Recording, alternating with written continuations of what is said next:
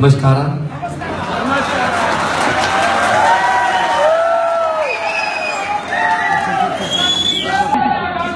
बोले सो निहाल। बेंगलोर में कर्नाटका के बहुत से कार्यकर्ता, डेडिकेटेड कार्यकर्ता, आम आदमी पार्टी की बैकबोन, रीढ़ की हड्डी, आप सब लोग आए अपने कीमती समय से समय निकालकर और बहुत देर से सभी वक्ताओं को बड़े सब्र से, संतोष से सुन रहे हैं। आपका बहुत बहुत धन्यवाद। आपका घर से चला हुआ एक एक कदम हमारे सर माथे पर, आपने घर से कदम निकाला, हमारा हौसला बहुत ज्यादा बढ़ गया। मेरे से पहले जितने भी वक्ता बोले हैं उन्होंने लगभग एक जैसी बातें कही हैं कि हम लोग पैसे कमाने नहीं आए, हम लोग कारीगर सरकारें बदलने नहीं आए, हम लोग अपने बच्चों की और अपनी और आने वाली पीढ़ियों की किस्मतें बदलने की बातें कर रहे हैं। आम आदमी पार्टी किसी रूठे हुए ने, किसी पार्टी से निकाले हुए आदमी ने नहीं बनाई कि उस पार्टी ने निकाल दिया मैं अलग से बना लूंगा। आम आदमी पार्टी किसी पार्टी से बिछड़े हुए, जब बगावत किए हुए 4, 5, 10, 50 लोगों ने नहीं बनाई। आम आदमी पार्टी गरीबों ने, आम आदमी पार्टी सिस्टम से दुखी लोगों ने, रामलीला ग्राउंड से निकली हुई पार्टी है। रामलीला में क्या होता है, नेकी की बदी पर जीत होती है, वही करने के लिए आम आदमी पार्टी है।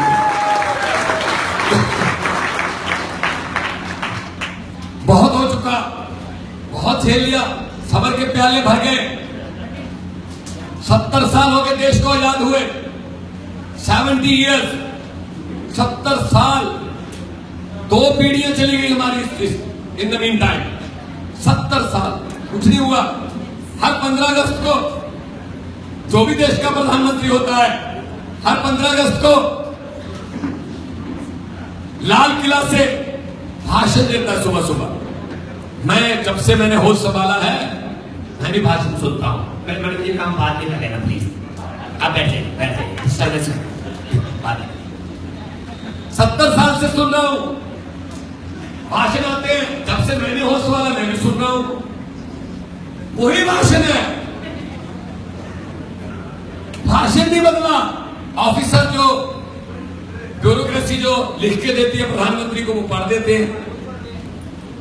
बुलेट प्रूफ शीशे में खड़े होकर हमें जाति के मतलब समझा रहे होते हैं कि जाति क्या होती है। वही भाषण है, भाषण नहीं बदला। आतंकवाद पर चिंता व्यक्त, गरीबी पर थोड़ी ज्यादा चिंता व्यक्त, बेरोजगारी पर उससे भी ज्यादा चिंता व्यक्त, महंगाई पर सबसे ज्यादा चिंता व्यक्त, और 15 अगस्त। मेरे देश के वारसों, अब तो लाल किले के कबूतरों को भी भाषण याद हो गए होंगे।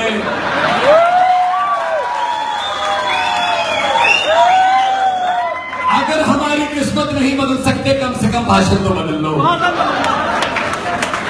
भाषण ही वही चल रहा है। बदले क्यों भाई, क्यों बदले? वो 5 साल बाद ऑटोमेटिक बारी आ जाती है, कहीं कुछ करने की जरूरत ही नहीं है। 5 साल ये, 5 साल वो, एक से दुखी हो गए हम दूसरे के पास, दूसरे थे तंग होके फिर पहले के पास, और कोई ऑप्शन ही नहीं थी। लेकिन अब आम लोगों ने एक रास्ता निकाला है जिसका नाम है आम आदमी पार्टी। ये जो सड़क है ये सरकार बनाती है, जीटी रोड सरकारें बनाती है। सड़कें जो है कई बार मंजिल पर देरी से पहुंचाती हैं, लेकिन आम लोगों द्वारा बनाई गई छोटी छोटी डंडियां, पगडंडियां, वो पहले पहुंचा देती हैं, क्योंकि वो आम लोगों ने बनाई होती है। और सड़क पर तो जगह जगह टोल टैक्स आ जाता है, पगडंडियों पर कभी भी टोल टैक्स नहीं आता। तो आम आदमी पार्टी आम लोगों द्वारा बनाई गई एक पगडंडी है जो सीधी तरक्की की मंजिल की ओर जाती है और कहीं नहीं जाती। मेरे से पहले बोलते हुए संजय भाई ने कहा कि देश के हालात कैसे हैं, क्या चल रहा है मुल्क में। मैं पार्लियामेंट में बैठता हूं, मैं सबको मिलता हूं, कुछ नहीं है इनके पास भाई, सब खाली है, इनके पास कुछ नहीं है बोलने को। एक दूसरे से नकली झगड़ा करते हैं, बाद में सेंट्रल हॉल में एक दूसरे के लिए चाय मंगवाते हैं, चाय ला, कॉफी ला दे, ढोकला ला दे, इडली ला दे, बड़ा ला दे। मैंने कहा अभी तो लड़ाई कर रहे थे पार्लियामेंट, वो राजनीति है, वो राजनीति है।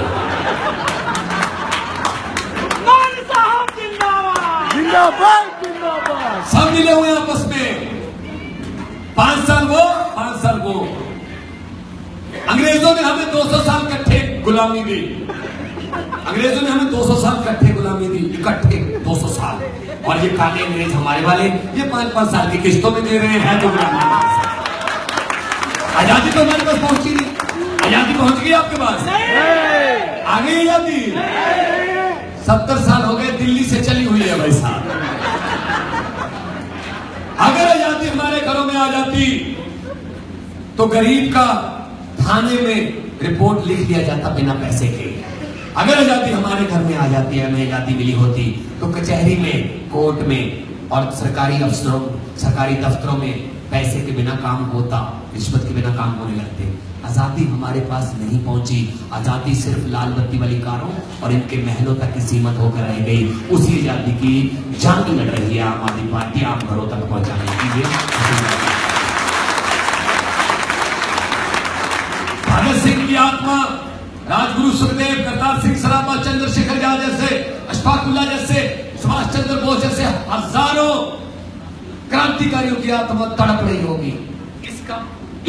इस काम के लिए हमने, इस आजादी के लिए हमने अपनी जान की आहुति दी कि येदियुरप्पा घोटाले करेंगे, कॉमनवेल्थ में घोटाला होगा, कोयला खा जाएंगे, चारा खा जाएंगे। इस काम के लिए उनकी आत्मा तड़प रही होगी। दोस्तों, भगत सिंह की चिंता ये नहीं थी कि देश आजाद कैसे होगा, भगत सिंह की चिंता ये थी कि आजादी के बाद देश कौन से हाथों में जाएगा। और वो चिंता बिल्कुल सही साबित हो गई, बिल्कुल चिंता सही साबित हो गई। कौन से हाथों में गए? अंग्रेज चले गए, ये हमारे वाले काले अंग्रेज आ गए, इतने घोटाले किए कि आज अंग्रेज जो है वो अपना सर झुका रहे हैं। 200 साल में उतना हमसे नहीं लूटा गया जितना कलमाटी 2 साल में कर रहे।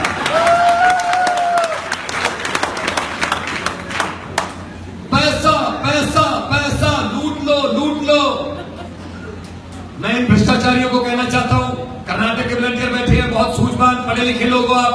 बेंगलोर हब है आईटी की, बहुत देश से, पूरे देश से लोग काम करने के लिए यहाँ आते हैं। मैं यहां से कहना चाहता हूं इस मंच से इन भ्रष्टाचारियों को कि जितने मर्जी इकट्ठे कर लो पैसे, हीरे, मोती, जितने मर्जी इकट्ठे कर लो पैसे, हीरे, मोती, मगर ख्याल इतना रहे कफन पे जेब नहीं होती। सब कुछ यही रह जाता है। क्यों गरीबों की बददुआएं ले रहे हो? क्यों गरीबों की बददुआएं ले रहे हो? ले रहे कोई, इनको कोई समझाने वाला या समझने वाले नहीं है। पार्लियामेंट में हर रोज हम बोलते हैं, मेरा राइट है डेमोक्रेटिक पंजाब में सबसे ज्यादा मतों से पंजाबियों ने मुझे जिता के पार्लियामेंट में भेजा है, सबसे ज्यादा मतों। मैंने पिछले दिनों भाषण दिया था, सुना होगा आपने। मैंने कहा था कि नफरत की राजनीति क्यों कर रहे हो आप? हर बात में नफरत की राजनीति फैलाई जा रही है, दलितों पर अत्याचार हो रहे हैं, अल्पसंख्यक डर के माहौल में रहते हैं, नोटबंदी कर दी। ये कौन सा क्रांतिकारी फैसला लिया मोदी जी? 125 देश के नागरिकों ने, 125 लोगों ने अपनी जान दे दी। किसी ने आत्महत्या कर दी, किसको दिल का दौरा पड़ गया। ये कैसा कानून है जो 125 देश लोगों की जान लेता है?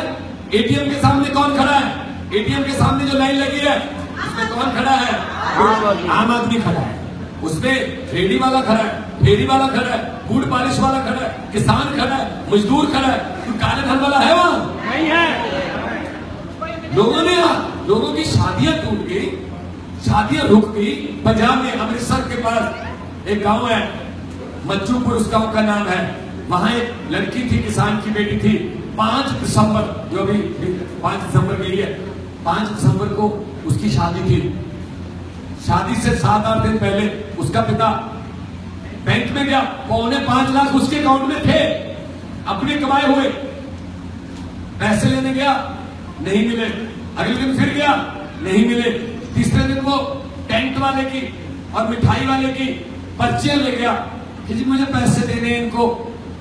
मेरी बेटी की शादी है, 4-5 दिन शादी में रह गए, पैसे दे दो। कहते नहीं है हमारे पास कैश।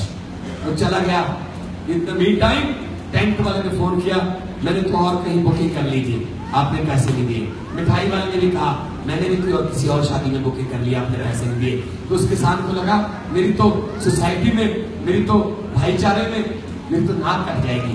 वो सीधा अपने खेतों में गया और फांसी लगा के अपने आप को खत्म कर लिया, आत्महत्या कर ली। भाई साहब उसके घर पे गए, अरविंद जी भी गए थे। वो बेटी क्या कह रही थी कि मोदी जी से पूछना, इस घर से 5 तारीख को मेरी डोली उठनी थी, लेकिन 2-3 दिन पहले मुझे इसी घर से अपने बाप की अर्थी उठानी पड़ गई। नरेंद्र मोदी मुर्दाबाद, मुर्दाबाद, मुर्दाबाद। ये कौन सा तरीका, कौन जवाब देगा उसको? लगे हुए मोदी जी भाजने लगे, हेलो भाइयों 50 दिन और दे दो। पहले 100 दिन मांगे थे, अब 50 मांग रहे हैं। पहले कह रहे थे विदेशों से काला धन लाएंगे, 15-15 लाख आ जाएगा, 15 लाख को गोली मारो, हमारे वाले भी ले गए, जो हमारे घर में थे वो भी ले गए। हाँ, वो साफ कर दिया हमारे घर। तो ये कैसा? मैंने कहा था पार्लियामेंट में, मैंने कहा बीजेपी वालों याद रखना, आपने नोटबंदी की है ना, पूरे देश में लोग बीजेपी की वोटबंदी करेंगे।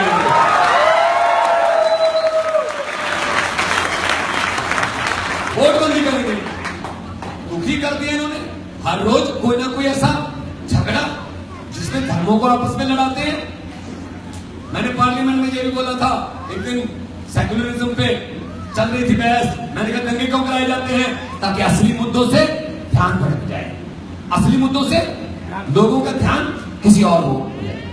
मैं ये आपको सबको कहना चाहता हूँ, सब किस्म के लोग यहाँ बैठे हैं, आम आदमी है, कोई हिंदू है, कोई मुसलमान है, कोई सिख है, कोई ईसाई है, लेकिन आम आदमी है। मैं ये कहना चाहता हूँ कि अल्लाह वालो, राम वालो, अल्लाह वालो, राम वालो, अपने मजहब को सियासत से बचा लो। अल्लाह वालो, राम वालो, अपने मजहब को सियासत से बचा लो।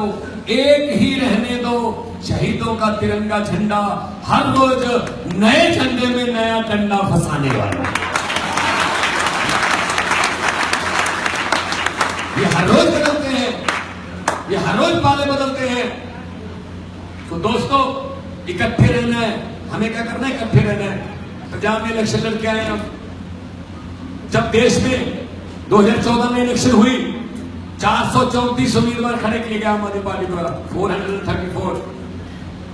सभी जगह जमानत जब्त हो गई, लेकिन सिर्फ एक पंजाबी थे जिन्होंने आम आदमी पार्टी के सूख रहे पेड़ पर, जिस पेड़ की जड़ों में विरोधी पार्टियां तेल डाल रही थी कि ये दरख्त को काट दिया जाएगा, ये सूख जाएगा, उस वक्त पंजाबियों ने उस पेड़ पर 4 हरे रंग के पत्ते दिखाए थे।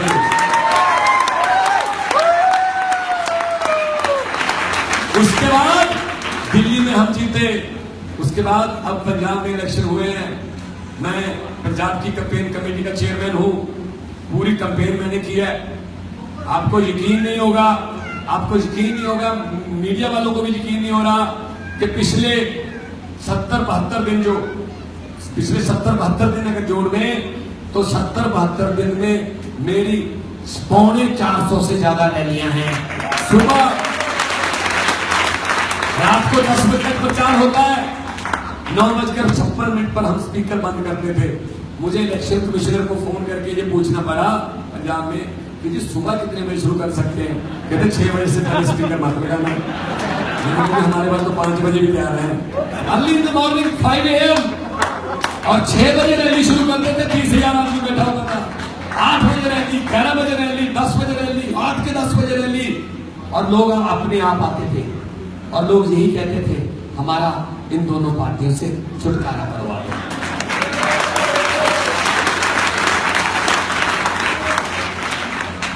आज भी इलेक्शन हो गया पंजाब में, जो ईवीएम मशीनें हैं, वोटिंग वाली मशीनें जो हैं, वो जगह जगह पड़ी है, स्कूल में भी, कॉलेज में। पहली बार ऐसी दीवानगी देखी गई होगी कि इस वक्त भी हमारे जुझारू क्रांतिकारी कार्यकर्ता अपनी अपनी ड्यूटियां लगाकर दिन रात उन मशीनों की रखवाली के लिए टेंट लगा कर बैठे तो कहीं कोई छेड़छाड़ न हो जाए इनसे, क्योंकि उनको डर लग रहा है। हमारे पंजाबी में कहावत है कि दूध का जला लस्सी को भी फूंक मार के पीता है, क्योंकि पहले से बेईमानियां हो चुकी हैं, इसलिए वो यकीन नहीं कर रहे हैं। दोस्तों 117 सीट है पंजाब में, 117। मैं आज आपको 11 मार्च की सिचुएशन बता देता हूं। 11 मार्च को 8 बजे गिनती शुरू होगी। सबसे पहले पंजाब के नतीजे आ जाएंगे। उसका एक कारण है, समय कम क्यों लगेगा, क्योंकि एक तरफ की वोट गिरनी है, दूसरी तरफ तो है ही नहीं।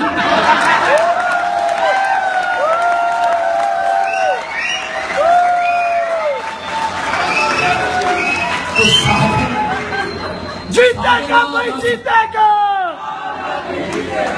10 या 11 बजे तक काम हो जाएगा। 11 बजे तक 11 मार्च को आम आदमी पार्टी की सरकार बनेगी और 117 में से 100 से ज्यादा सीटें आम आदमी पार्टी। क्योंकि जितने भी इनकलाब आए सबसे पहले पंजाब से शुरू हुए, चाहे वो आजादी का इनकलाब था, चाहे वो हरा इनकलाब था। पंजाब के लोग, मैंने अरविंद जी को कहा, मैंने कहा अरविंद जी दिल्ली में 70 में से 67 सीटें जीत ली, 67 आउट ऑफ 70, और दिल्ली का जो नाम है वो Guinness book of world record में जा रहा है कि दुनिया में कभी कहीं भी ऐसा नहीं हुआ कि मतों के जरिए, वोटों के जरिए इतने परसेंट 95% के आसपास कोई एक पार्टी जीती हो। मैंने कहा ये रिकॉर्ड की बधाई और साथ में माफी। तो बधाई और माफी कैसे? मैंने कहा बधाई इसलिए कि आपने रिकॉर्ड तोड़ दी, 70 में से 67 सीटें जीत ली, इस बात की बधाई दिल्ली वालों को। लेकिन माफी इस बात की, 11 मार्च तक जो जश्न मनाने मना लो, फिर ये रिकॉर्ड पंजाब वाले तोड़ दें।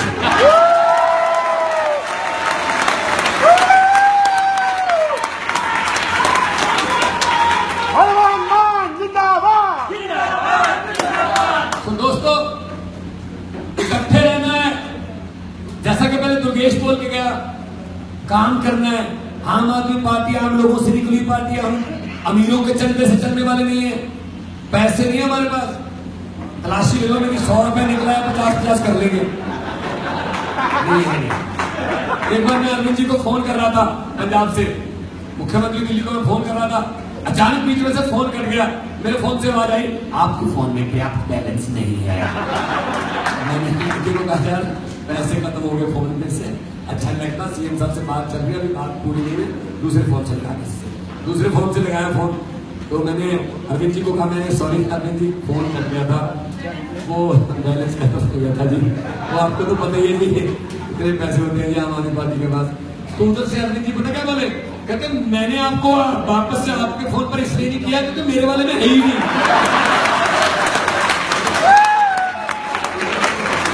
आता है जाता नहीं इधर से, पक्का लोग हैं जी आप जैसे हैं, क्योंकि पैसे से कोई दिलों में नहीं बस सकता। हुकूमत वो करते हैं जिनका दिलों पर राज होता है। हुकूमत वो करते हैं जिनका दिलों पर राज होता है। यूं कहने को तो मुर्गे के सर पे भी ताज होता है।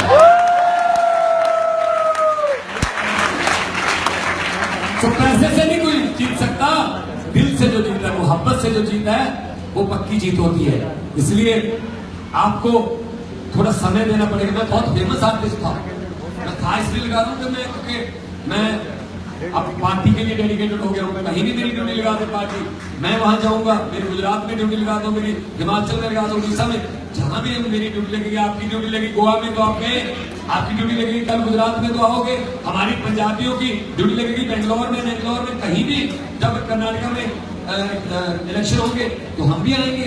तो इसके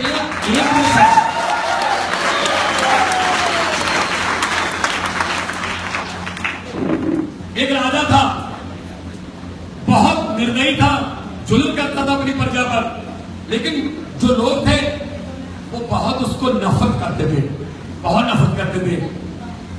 तो राजा ने अपने वजीरों को बुलाया कि वो लोग मुझे नफरत करते हैं, मैं लोगों के दिल में बसना चाहता हूं, क्या कर सकता हूं?